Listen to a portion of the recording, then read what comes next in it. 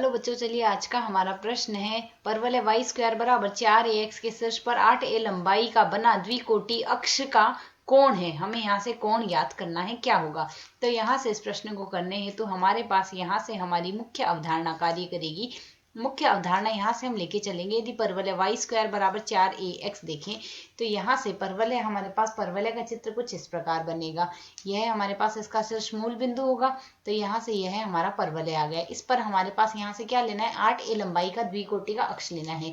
तो यहाँ से द्विकोटि का अक्ष लेंगे, यहाँ से इस अक्ष की लंबाई हम 8a लेके चलेंगे। अब प्रश्न के अनुसार यह द्विकोटि अक्ष है यहाँ पर इसका हमारे पास, तो यह यदि अक्ष अक्ष है, यह वाई अक्ष है हमारे पास। इस पूरे की लंबाई हमें 8a दी गई है यहाँ से। तो यदि हम यहाँ से देखें, यह द्विकोटि अक्ष यहाँ से परवलय हमारे पास x अक्ष के सापेक्ष सममित है, तो यहाँ से x अक्ष के जितना ऊपर है x अक्ष के मान उतना ही नीचे है। अब यदि हम यहाँ से देखेंगे x अक्ष के ऊपर यह लंबाई 4a आ जाएगी, ठीक इतने ही लंबाई x अक्ष के नीचे हमारे पास आएगी 4a। तो यदि हम यहाँ से देखें, इसका y निर्देशांक तो हमारे पास 4a आ गया, हमें x निर्देशांक ज्ञात करना होगा। ठीक इसी प्रकार इसका y निर्देशांक यहाँ से माइनस का 4a आ गया, हमें x निर्देशांक इसके लिए ज्ञात करना होगा। यह दोनों बिंदु ही हमारे पास परवलय पर स्थित है, तो परवलय पर यदि यह बिंदु हमारे पास यहाँ से स्थित है तो परवलय के समीकरण को संतुष्ट करेंगी। y के स्थान पर 4a प्रतिस्थापित कर दें। परवलय का समीकरण है वाई स्क्वायर बराबर 4ax। y के स्थान पर 4a प्रतिस्थापित कर देंगे तो 4a का वर्ग बराबर आ जाएगा 4ax। दोनों पक्षों में 4a से 4a काट देंगे, x बराबर आ गया हमारे पास यहाँ से 4a।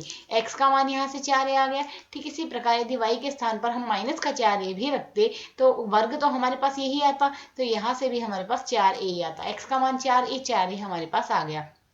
अब यदि हम यहाँ से देखें, हमें द्विकोटि अक्ष इसके अंदर बनाना है, तो यहाँ से यदि अक्ष हम बना ले, मूल बिंदु से आती हुई एक रेखा जो इस पर काट रही है, ठीक इसी प्रकार एक रेखा हमारे पास यह आएगी। अब हमें ज्ञात करना है इनके मध्य कोण हमारे पास कितना होगा। तो यह कोण ज्ञात करने के लिए इस पहली रेखा की प्रवणता को हम m1 से लिखें और दूसरी रेखा की प्रवणता को यदि m2 से लिखें, तो यहाँ से m1 बराबर हमारे पास क्या आएगा, एक बिंदु तो आएगा हमारे पास मूल बिंदु है, तो यहाँ से एक बिंदु है हमारे पास 4a प्लस 4a, एक बिंदु तो है हमारे पास 4a माइनस का 4a, एक बिंदु है हमारे पास यहाँ से 0 0 और एक बिंदु है 4a व प्लस का 4a। पहले हम m1 निकाल रहे हैं, इन दोनों बिंदुओं से मान क्या आएगा, माइनस का 4a माइनस 0 बट्टे में आएगा 4a माइनस 0, अर्थात y2 माइनस y1 बट्टे में x2 माइनस x1। सरल कर लें, मान आ जाएगा माइनस का 4a बट्टे में प्लस का 4a, तो m1 का मान आ गया माइनस का 1। अब हम निकालेंगे यहाँ से m2 का मान।